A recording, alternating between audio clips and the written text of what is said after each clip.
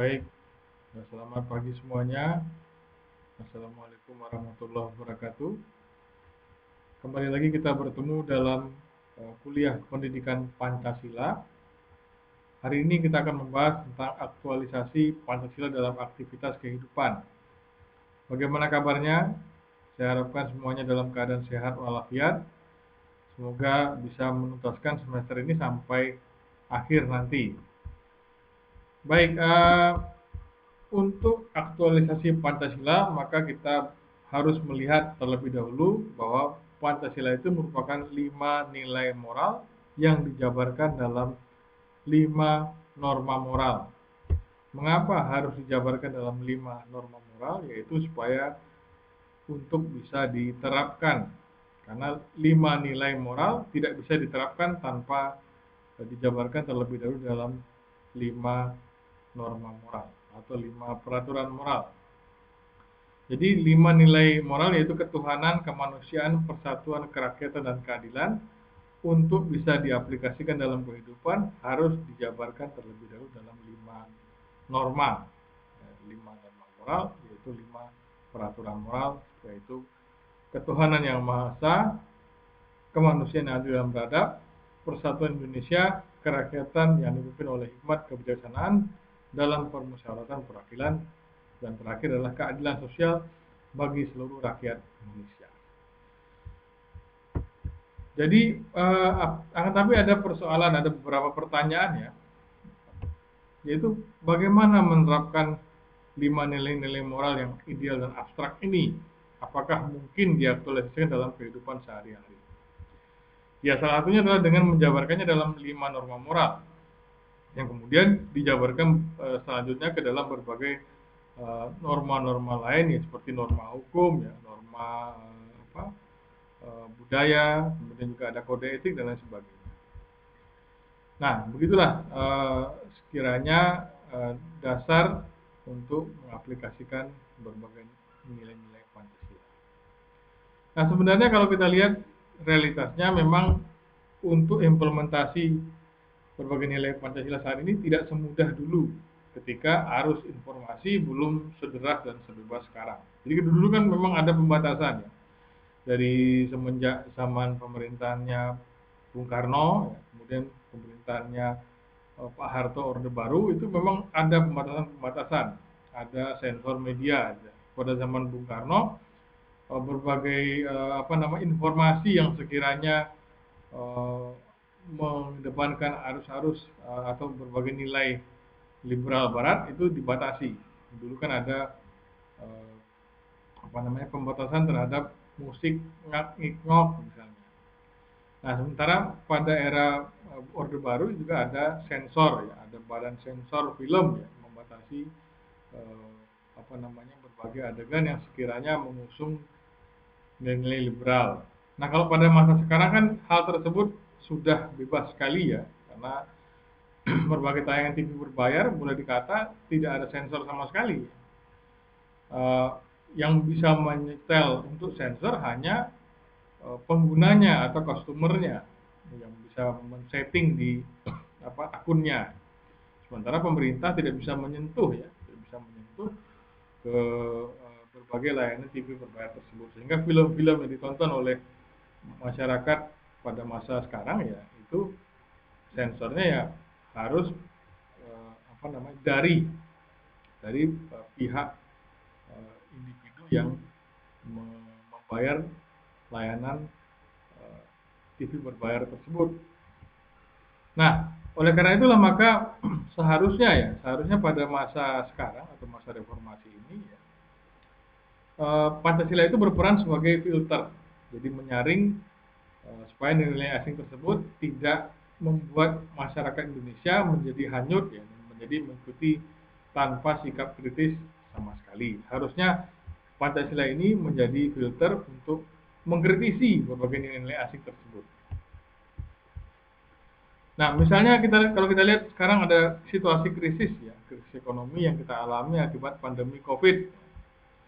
Kalau kita lihat pada awal-awal Covid ini kan teriak-teriak ya lockdown, karena memang di seluruh dunia berbagai negara menerapkan kebijakan lockdown.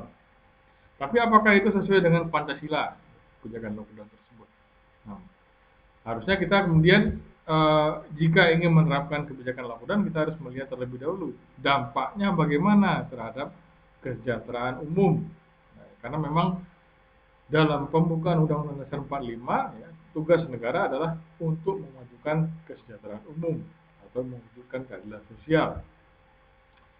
Nah, pemberlakuan lockdown ini tidak hanya berdampak pada penghambat penyebaran virus corona, tapi juga menyebabkan roda perekonomian menjadi macet, orang tidak bisa berproduksi, buruh-buruh tidak bisa ke pabrik setiap hari atau ke tempat kerja mereka, ya, sehingga produksi juga menjadi berkurang karena pembatasan sosial. Nah, bagaimana sekiranya ya? Bagaimana sekiranya kalau kita lihat di berbagai negara ya, di berbagai negara yang menerapkan kebijakan lockdown, mereka juga mengalami krisis akibatnya. Seperti di Inggris misalnya, mereka mengalami krisis pasokan bahan bakar minyak. Nah, krisis ekonomi juga terjadi di berbagai negara ya. Krisis ekonomi eh, dialami oleh berbagai negara seperti negara Amerika Serikat ya, dan berbagai negara lain yang harus mengalami pertumbuhan ekonomi di angka minus. Juga ada krisis energi ya, akibat pasokan yang berkurang di berbagai negara. Nah, bagaimana seharusnya berbagai nilai Pancasila diimplementasikan pada masa pandemi COVID sekarang? Dan maka kita harus lihat dari setiap sila. Untuk sila pertama, ketuhanan yang Maha Esa, yaitu nilai ketuhanan, maka implementasinya masyarakat Indonesia harus tetap berdoa, harus tetap meminta pada Yang Maha Kuasa, Tuhan Yang Maha Esa, untuk bantuan dari Tuhan Yang Maha Esa, bagaimana kita bisa menghadapi situasi krisis ini dengan lebih mudah. Jadi supaya meminta keringanan dari Tuhan Yang Maha Esa ya, supaya kita bisa dibantu untuk menghadapi situasi krisis saat ini. Dan juga nilai toleransi beragama. Jadi toleransi beragama ini juga harus tetap dikembangkan senantiasa supaya bisa menjaga perdamaian antar umat beragama. Jadi jangan sampai kita konflik atas nama agama, sementara sekarang kita butuh sekali perdamaian. Guna perdamaian apa? Yaitu untuk supaya kita bisa senantiasa bergotong royong ya. Ini nilai-nilai kemanusiaan ya, supaya gotong royong antar manusia bisa senantiasa didorong ya, sehingga kesulitan hidup akibat krisis ekonomi bisa dirasakan lebih ringan. Dan ketika kita bisa berdamai, bekerja sama, kemudian kita bisa mewujudkan nilai persatuan ya. Jadi kita bisa bersatu bersama-sama untuk keluar dari krisis secara bersama-sama. Dengan kerjasama tadi, gotong royong. Dan yang keempat, nilai kerakyatan ya, pemerintah harus senantiasa menjaga semangat demokrasi. Jangan sampai kediktatoran dijadikan solusi untuk menyelesaikan krisis. Karena dalam sejarah kediktatoran tidak menyelesaikan apapun, malah menimbulkan krisis yang berlipat-lipat. Kita lihat dari berbagai rezim dalam sejarah seperti di Filipina, ya, di Spanyol, ya, di Jerman, ya, di Indonesia malah yang terjadi adalah krisis yang memuncak sehingga menyebabkan rezim-rezim tersebut jatuh. Nah, yang kelima, nilai keadilan. Jadi keadilan harus diwujudkan secara bersama-sama oleh pemerintah dan rakyat supaya kita bisa memastikan keadilan sosial bisa terwujud ke dalam kenyataan. Nah, kita bisa lihat contoh ya yang terjadi di Provinsi DKI Jakarta baru-baru ini, ya, Gubernur DKI mengambil sikap untuk merevisi kebijakan pemerintah terkait penetapan upah minimum provinsi. Jadi awalnya kan hanya naik sedikit ya, mungkin sekitar beberapa puluh ribu. Tapi ketika mendengarkan masukan serikat-serikat pekerja, setelah mendengarkan masukan-masukan mereka, Gubernur DKI memutuskan untuk mengubah kebijakan penetapan upah minimum provinsi dari mungkin yang puluhan ribu menjadi sekian ratus ribu yang mendekati ya, kebutuhan hidup layak. Jadi kan selama ini memang rakyat Jakarta ya memiliki kebutuhan hidup layak tersendiri. Nah, ketika kenaikannya hanya beberapa puluh ribu, hal tersebut sangat-sangat jauh dari angka kebutuhan hidup layak minimum bulanan. Nah, ketika sudah direvisi, maka paling tidak mendekati sehingga masyarakat Jakarta bisa sedikit menghela nafas lega ya, karena sudah ada revisi ya terkait penetapan kebijakan upah minimum. Nah, ini merupakan implementasi dari sila ke-4 karena seperti tadi kan, jadi ada pemerintah berdemokrasi yang menampung aspirasi rakyat, kemudian mempertimbangkannya untuk kemudian mewujudkannya dalam kebijakan. Nah, tujuannya adalah sila kelima, yaitu mewujudkan keadilan sosial bagi seluruh rakyat Indonesia.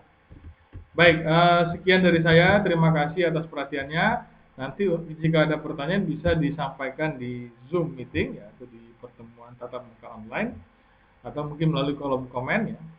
Terima kasih atas perhatiannya. Kurang lebihnya mohon maaf. Sampai bertemu di pertemuan berikutnya. Selamat siang. Assalamualaikum warahmatullahi wabarakatuh.